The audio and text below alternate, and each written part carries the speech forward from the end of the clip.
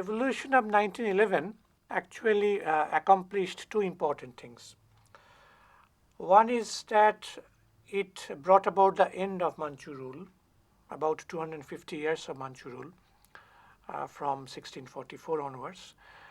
And the second is that it was in 1911 that there was a formation of the republican form of government in China.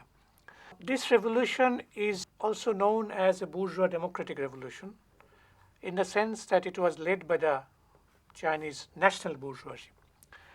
And this revolution was the product of a series of movements, popular movements, movements of different types, which culminated in an anti-imperialist and anti-Manchu movement. But since it was led by the national bourgeoisie, and since this bourgeois class was very weak, both economically as also politically, so it had relations of two types with the foreigners and the feudal elements. On the one hand, it had developed contradictions with both of them, and on the other hand, it had also a proneness to compromise with them. It was because of these diametrically opposite standpoints that the revolution ultimately proved to be a failure, and it remained an incomplete revolution. Now we know that after the signing of the Treaty of Nanking in 1842, a number of humiliating treaties were signed.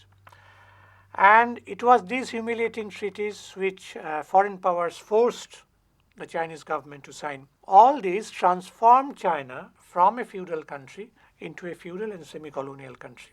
It would not have been possible for the foreign powers to transform Chinese society on their own unless they had accomplices within the country itself. And they had willing accomplices in the Manchu ruling clique, among the feudal elements, among the militarists, among the bourgeoisie, comparative bourgeoisie, which was developing at that time because of the industrialization, because of the coming of industrial capitalism in China, which of course was a transplantation from the Western countries. Chinese industrial capitalism was not the product of the indigenous evolution of Chinese society. Now, as a result of this, China was actually split up into different spheres of influence. It was, Western scholars say that China was like a watermelon, which was to be sliced up among various foreign powers, one region for one foreign power, another for the other one. So it was in this way that whole of China came to be divided into spheres of influence.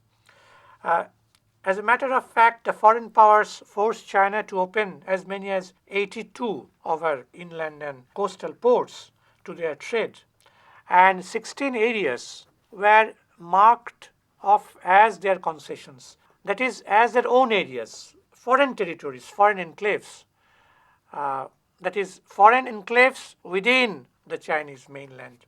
They invested in China, invested in various industrial undertakings, etc. And the total amount mounted to something like 200 million silver dollars, 200 million Spanish silver dollars, Carolas, that was the name. They also gained access to 80 to 90% of China's heavy industry. They also control communication network, whole transport. They also extracted from different treaties some concessions which enabled them to exercise control over the customs, over the inland tariff duties, etc.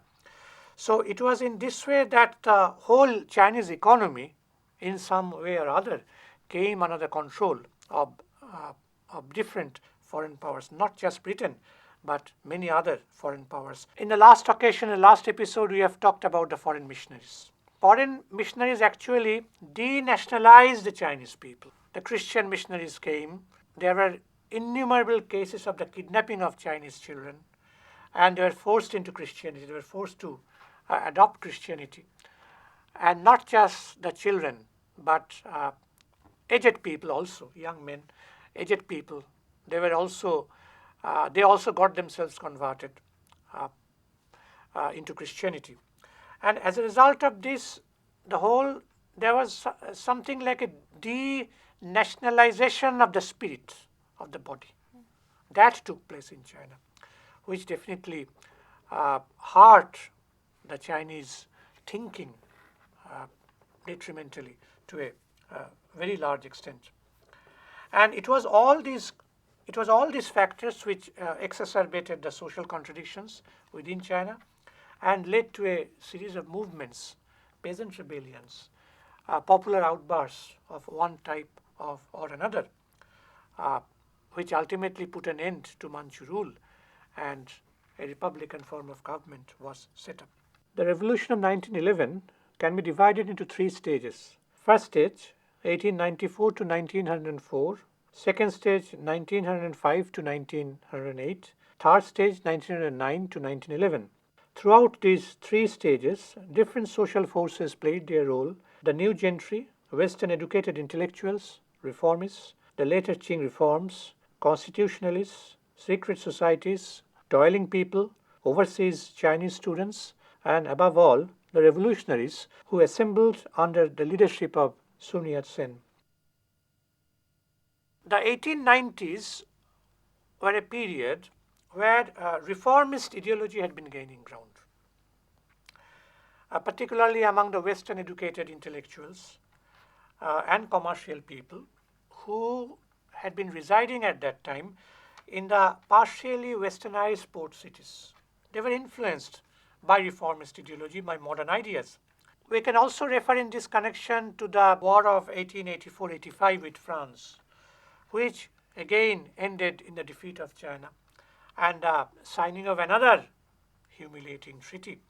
At that time, Sun Yat-sen, along with his associates, they had been very busy preparing proposals for reform, which they presented before the powers that be at the Manchu ruling court.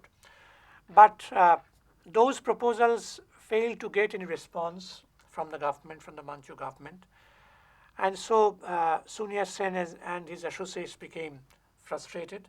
But it had also its silver lining, because Sun Yat-sen now realized that they would have to think about something else, and that what China needed at that point of time was a revolutionary overthrow of the existing society, particularly the Manchu rule, and that a republican form of government should be set up.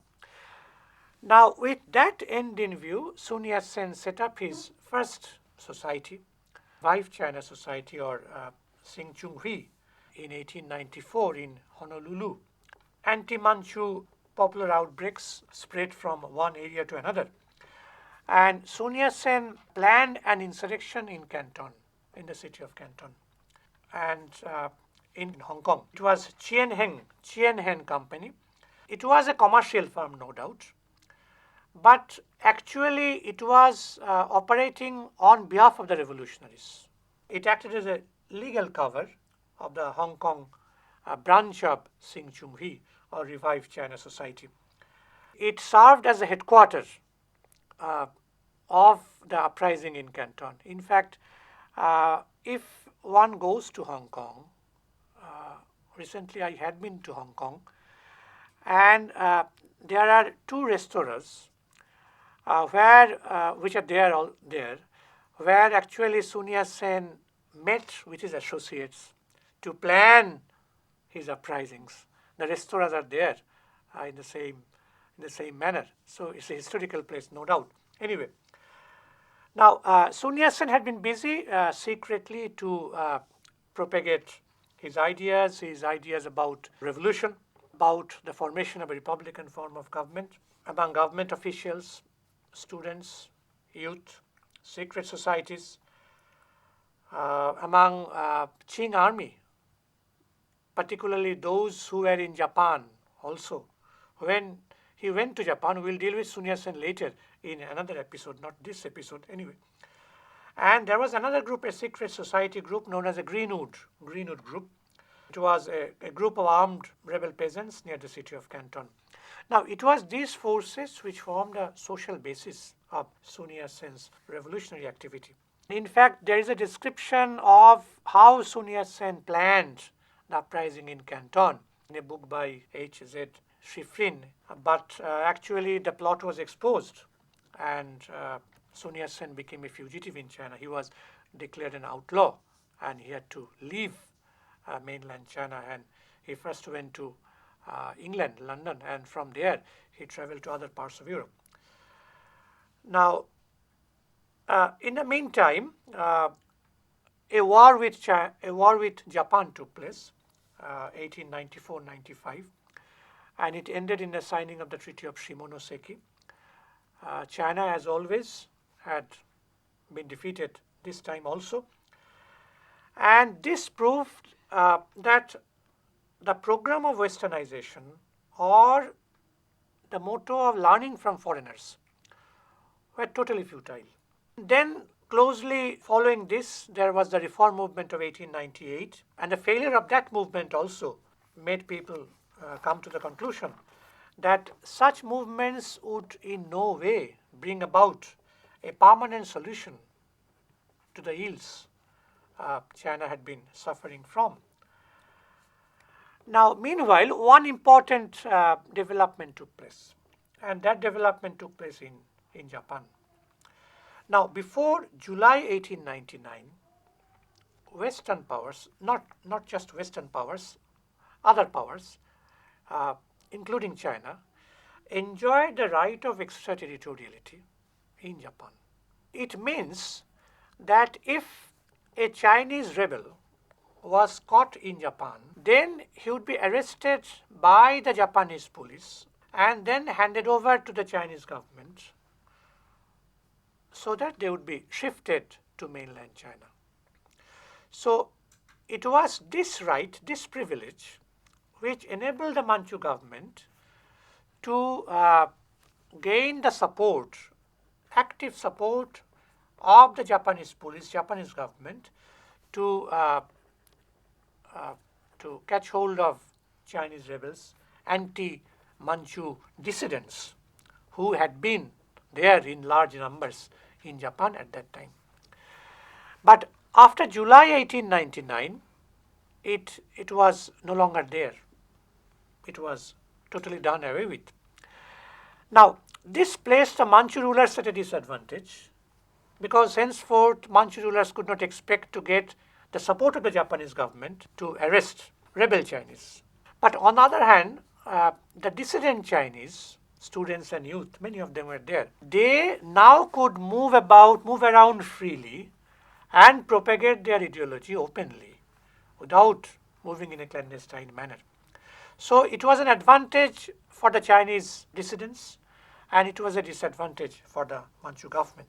Now, meanwhile, events in China had been moving towards a national crisis. That was also a period when foreign aggressiveness was receiving no check. There was absolutely no check on foreign intrusion, foreign penetration. Railway concessions, mining concessions had been lavishly given. Russia was there, Germany was there, Belgium was there. All of them had their railway projects in their hands, in their pockets. And it was these developments which naturally disturbed Chinese life to a large extent. Because once you construct the railways, the railway lines are constructed from one part of the country to another through different regions, through different provinces. It also helped in the development of provincialism, because provincial spirit was affected because of the construction of railway lines, which are owned by the foreigners, under foreign control. And in fact, the condition was very much ripe for a revolutionary uprising. And we know that the Boxers raised the slogan of exterminate the foreigners. It was one of their main slogans. So the situation was very ripe during that period. Now, we have referred to the Sing Chung Hui, that is the Revived China Society, which was formed by Sun Yat-sen himself. But apart from Sing Chung Hui, there were at least two other societies which played positive roles in the revolutionary movement. One was Huang Fu Hui, or Society for the Restoration of China, and the other was Hua Sing Hui, Society for the Revival of Chinese Nation. It was these three revolutionary organizations which came to an agreement on some basic points, that is, their anti-Manchu stand, that Manchu rule should come to an end, and that foreign control should also come to an end. Now, regarding foreign control, they were not very vocal, but the idea was there.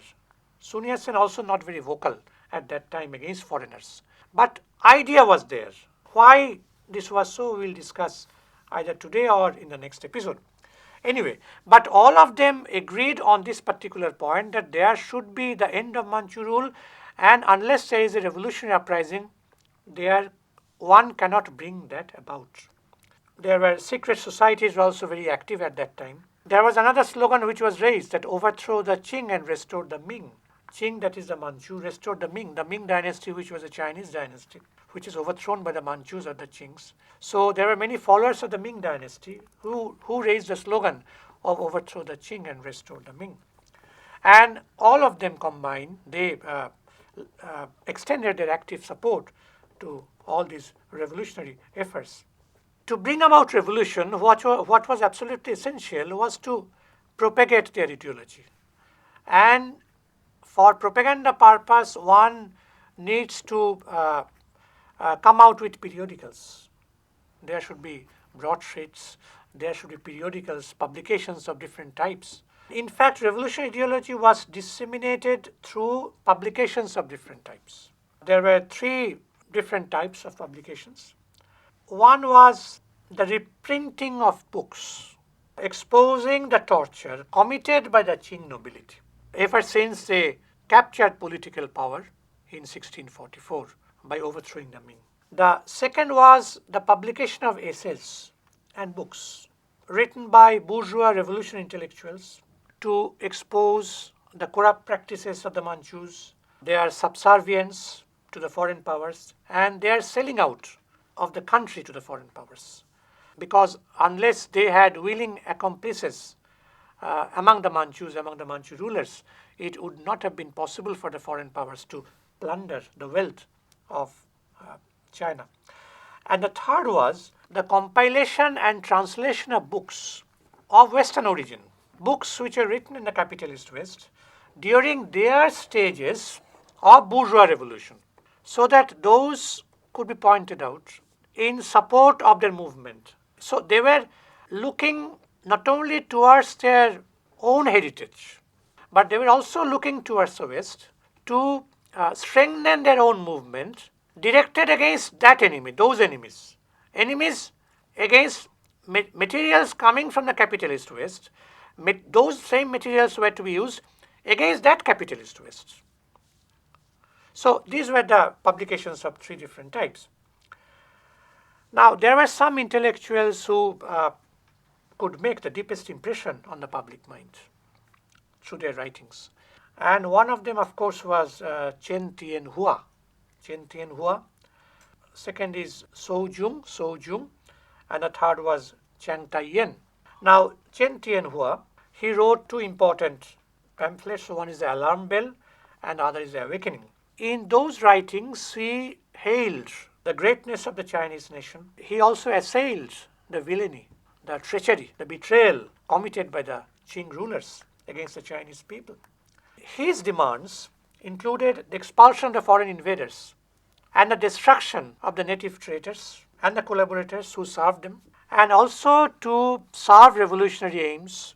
He also talked about the revision of the old treaties, all old treaties, unequal treaties, humiliating treaties, which China was forced to sign, and the recovery of the all lost sovereign rights. So it was very much revolutionary, there is no doubt about it, both anti-Manchu and anti-foreign, no doubt about it. The second crusader was Shou Jung. He wrote a pamphlet entitled The Revolutionary Army. He also expressed more or less the same ideas in bold, simple words, and his ideas comprised of the overthrow of the Manchu state, struggle against foreign aggression, equality for the people, and the establishment of a republican form of government. Like all repressive regimes, the Manchu government also resorted to state terror. It resorted to various repressive measures after being faced with such political and ideological attacks. One periodical, Kiangsi News, was banned. Kiangsi News was banned, and then the revolutionary forces came out with another magazine, Citizens Daily. As more and more periodicals faced rot, of the Manchu rulers, then people came out with more and more magazines, one after the other. All those literature, of course, they were banned, proscribed literature. I can refer to one example, Sao A Kuo. And in fact, he was so much influenced by the ideology that he got a copy of The Awakening, which was banned earlier. And whenever he went, he made public speeches championing revolutionary movements. He was arrested and executed by the Manchu rulers. But despite these repressive measures, the people of China refused to be cowed down, refused to be browbeaten. Whenever books were not available, periodicals were not available in the countryside, they went to Shanghai, they went to the cities, and from there they procured the books. And they got copies and took them to their own villages to make propaganda. As a matter of fact, there is a statement by Mao where there is oppression, there is resistance. This statement was made by Mao Zedong in a later period when he was leading the Chinese Revolution. But when he made this statement, he had already summed up the experience, the past experience of China, of the Chinese people, the movements of the Chinese people. Repression was not the only method adopted by the Qing rulers. They also felt that some reforms had to be given in order to consolidate their position, because they could realize that they were facing their end. Their rule would come to an end unless some reforms were initiated. And that ultimately led to the later Qing reforms of 1901 and 8. And these reforms were undertaken to protect their own regime from impending doom. Sir, my question is, you said the movement was a culmination of a series of movements from top and the bottom. So I want to ask that whether there were any contradictions between these movements from the top and movements from the bottom. Yes, movements which arose from the bottom had programs which were not exactly similar. There were some similarities, no doubt, but not exactly similar to the issues raised from the top. As for example, when common people, the peasants, artisans, they had been suffering from both from feudal oppression as also from imperialist penetration. So, and it was very difficult for them to make both ends meet. So they could identify their enemies better than those people at the top. So they were more vocal against both, because it was very clear. The role of the missionaries was clear. The Manchu rulers, feudal rulers, their role was very clear. So this anti-imperialist and anti-feudal aspect or anti-Manchu aspect, these two aspects were more or less clear among people who had been staying at the bottom. But people who had been demanding reforms, that is, people from above who championed the reformist ideas, they were basically in favor of Western learning, modernization of the country along Western lines, etc., for the development of industries, etc. So their ideas were not exactly similar. So there was a contradiction between the two, between the one and the other. So my question to you is that what is the basic difference between the comprador bourgeoisie and the national bourgeoisie, if there's any difference at all? Comprador bourgeoisie is a bourgeoisie which shows proneness to compromise with imperialism, with foreign powers. It is pro-imperialist. Comprador bourgeoisie had its interests intertwined with the interest of the foreign bourgeoisie. It also acts as agents of foreigners. Yan Pinghao, the Chinese historian, has described it as the bridge between the East and the West. And the national bourgeoisie is that section of the bourgeoisie which in one sense it is anti-imperialist, because it wants to adopt a policy of self-reliance. It wants to have a full-blooded capitalist development, but since it is very weak, it cannot develop but it has the eagerness. As a matter of fact, it is in a dependent country, semi-colony or colony, that one can have bourgeoisie of these two types. You cannot have a competitor bourgeois in England. You can have a competitor bourgeois in India, because it was in independent countries, in colonies or semi-colonies, that where imperialist control is there in some way or other, it was in such a situation that you can have the bourgeoisie split up into two sections, the competitor and the national. The revolution of 1911 took place in the context of the penetration of the imperialist powers into China. Foreign penetration resulted in a deep socio-economic crisis and the surrender of the Manchu ruling government to the foreign powers. It was the outcome of a series of movements of different types against foreign control and Manchu exploitation